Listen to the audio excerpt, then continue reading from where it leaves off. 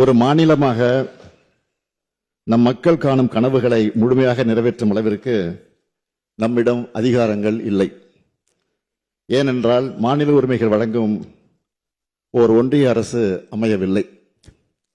இருக்கின்ற அதிகாரத்தை வைத்துக் கொண்டுதான் சமூக நிதியில், கல்வியில், சுகாதாரத்தில், பொருளாதாரத்தில், உட்கட்டமைப்பு வசதிகளில் முன்னேறி வருகிறோம்.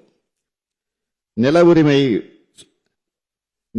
நிதி உரிமை உள்ளிட்ட பல கோரிக்கைகளுக்கு நாம் இன்னமும் கடுமையாக போராட வேண்டிய சூழல்தான் உள்ளது.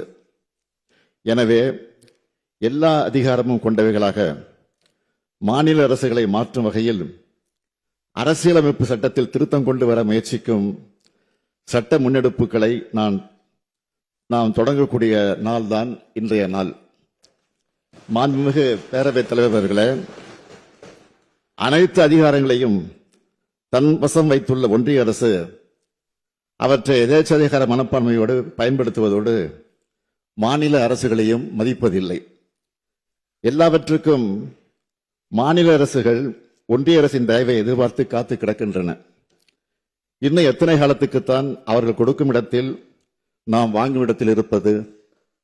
இந்த நிலை மாற வேண்டும். இந்த பிரச்சனைகளுக்கு தீர்வு காண வேண்டும் என்ற நம்முடைய நோக்கத்துக்கான விடைதான் ஒன்றிய மாநில உறவுகள் குறித்த உயர்நிலை குழுவின் அறிக்கை.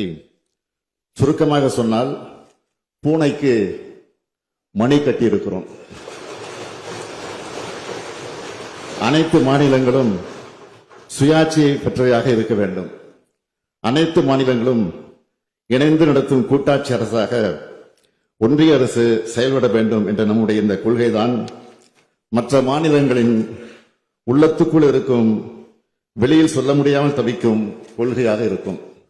எனவே அனைத்து மொழிகள், இனங்கள், மதங்கள், பண்பாடுகள் உள்ளடக்கிய மாநிலங்களில் வாழும் மக்களை அவர்களது உரிமைகளோடு, உணர்வுகளோடு வாழ வைக்கும் உன்னதமான மாநில சுயாட்சி கொள்கையை அரசியல் எல்லைகளை கடந்து அனைவரும் தங்களது அரசியல் கொள்கையாக ஏற்றுக்கொள்ள வேண்டும் என்று இந்த மாமன்றத்தின் மூலம் நான் கேட்டுக்கொள்கிறேன்.